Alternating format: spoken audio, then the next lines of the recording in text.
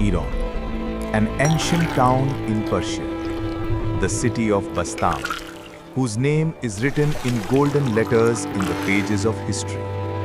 But tonight is different from all other nights.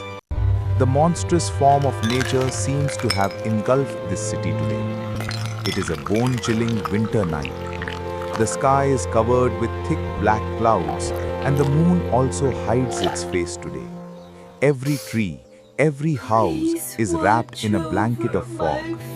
It is so silent that it seems that nature itself is in a deep sleep. There are no people on the streets.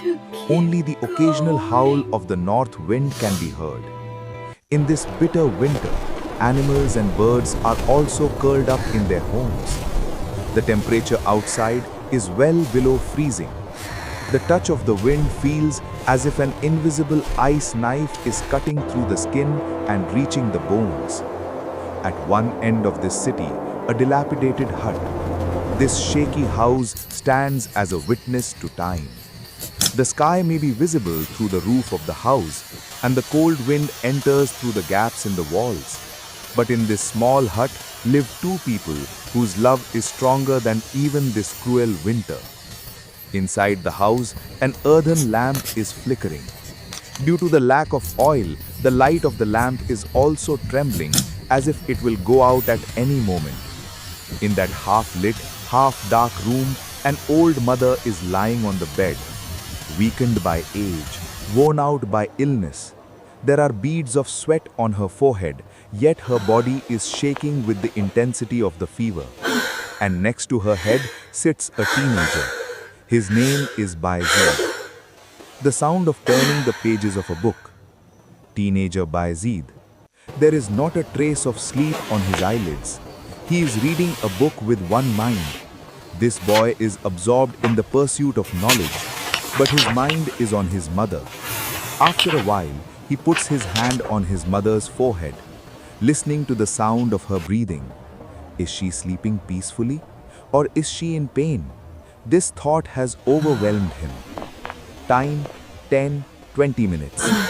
The sound of an old mother coughing, heavy breathing. The night is passing. The silence is deepening. Suddenly, old mother stirred in bed. Her throat has become dry and wooden due to the fever.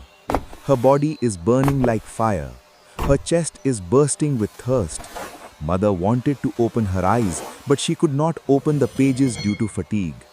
In a hoarse voice, in a very weak voice, mother called. Father? And Father Bayazid? Mother's very weak voice also sounded like thunder in Bayazid's alert ears. He startled. In a moment, he closed the book and leaned close to his mother's face.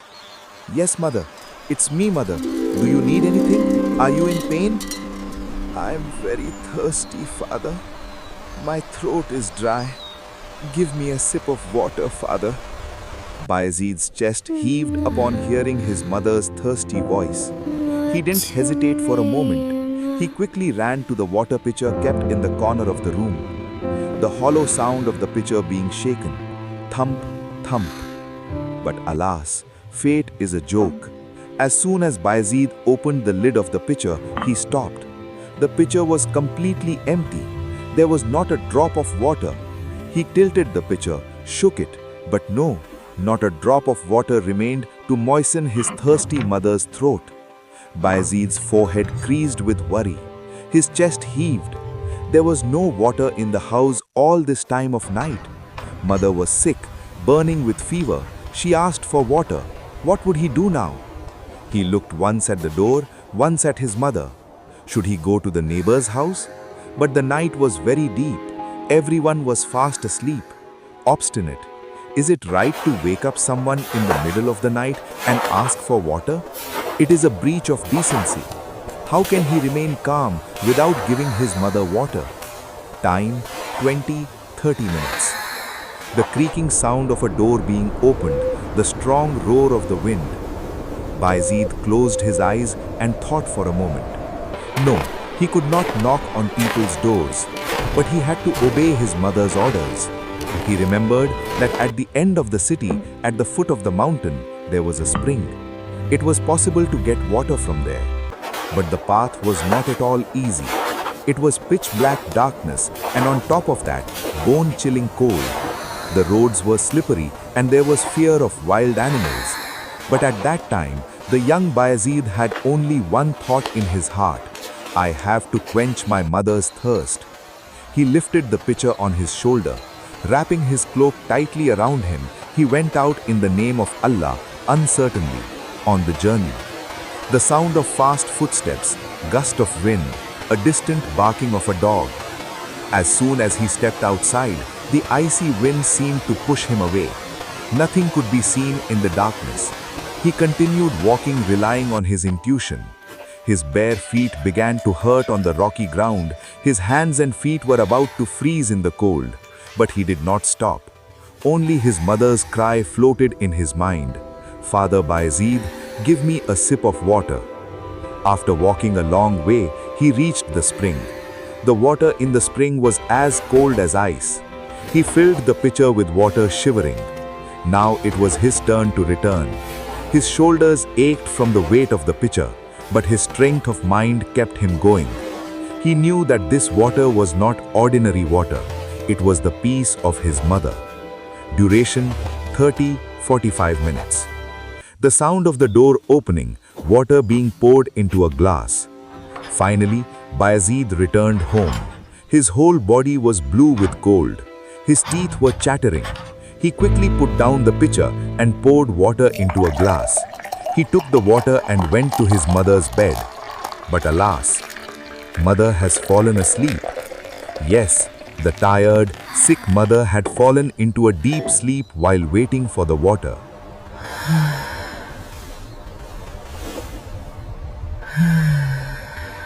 Bayazid stopped. He had a glass of water in his hand. His mother was sleeping in front of him. He was in a great dilemma. A strong conflict began in his mind. Once he thought, should I call my mother? I brought water. Then his mind said, no, my mother is sick. She has been sleeping with great difficulty. Calling her now will disturb her sleep. Her suffering will increase. It is not the child's job to disturb her rest. He thought again, then should I also lie down with the glass? His conscience interrupted. Impossible!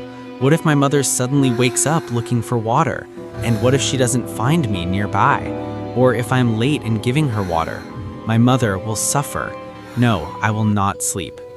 The young Bayazid made a decision. A strange, incredible decision. He would stand like a statue next to his mother's head with a glass of water in his hand until his mother woke up on her own. A long wait began. The clock started ticking.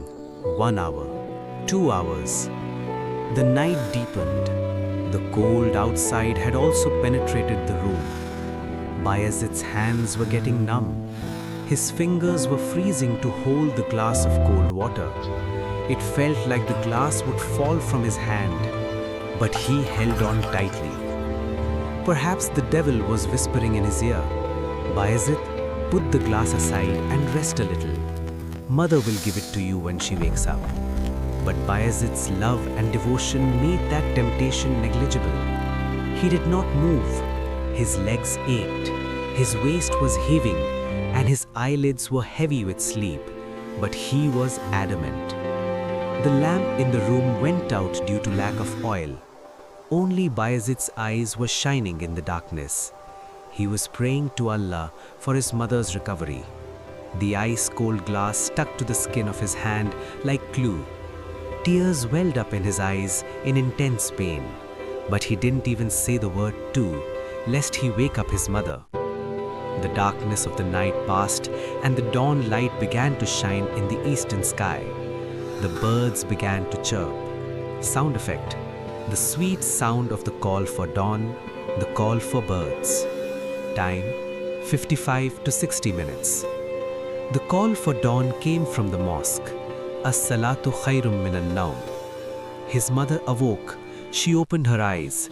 In the light of dawn, she saw someone standing next to her head. Mother, in a surprised voice. Who? Bayazid? Bayazid, in a calm and humble voice. Yes, mother, it's me. Are you still standing? What's that in your hand? Mom, this is water. You asked for water at night. There was no water in the pitcher, so it was a little late to bring it from the spring. When I came, I saw that you had fallen asleep. So I thought if I call you, you will be in trouble. I was standing there with a glass in my hand, afraid that if you wake up again and don't get water, I will wake up. Hearing his son's words, the old mother was speechless. She couldn't believe it. In this bone-chilling winter, her son had been standing there with a glass of water in his hand all night, just so that his sleep didn't get disturbed. Tears rolled down the mother's eyes. She saw that her son's hand had turned blue from the cold. The glass stuck to his hand in such a way that it was difficult to put it down. Seeing this scene of genuine love and sacrifice from her son, her heart melted. The mother got up from the bed and sat down. With trembling hands, she took the glass from her son's hand. Then she drank the water. But her thirst was quenched more by her son's love than by the water. The mother raised her weak hands towards the sky and prayed to the Almighty Allah. That historic prayer came from the depths of a mother's heart. Mother, in an emotional voice, "O Allah, merciful God, the way my son has given me peace today, the way he has served me, you also give him peace in this world and the hereafter. O Allah, I am happy with him. You also become happy with him. You make him Sultanul Arifin. May the people of the world know and respect him." Abba music, very emotional and spiritual tune. The prayer of the mother was accepted in the throne hall. Almighty Allah granted the young Bayazid a high status of spirituality in return for his sacrifice that night. This Bayazid later became the Wali Kul Shiromani, Sultanul Arifin, Hazrat Bayazid Bostami, R.A. Era after era has passed, but even today, the story of Bostami's night and Bayazid's sacrifice is written in golden letters on the pages of history. This story is a witness to how selfless a mother's love for her child can be, and how deep a child's sense of responsibility towards her can be. The life of Bayazid Bostami R.A. teaches us that the satisfaction of parents is the satisfaction of Allah, and that their prayers are the key to the child's salvation in this world and the hereafter.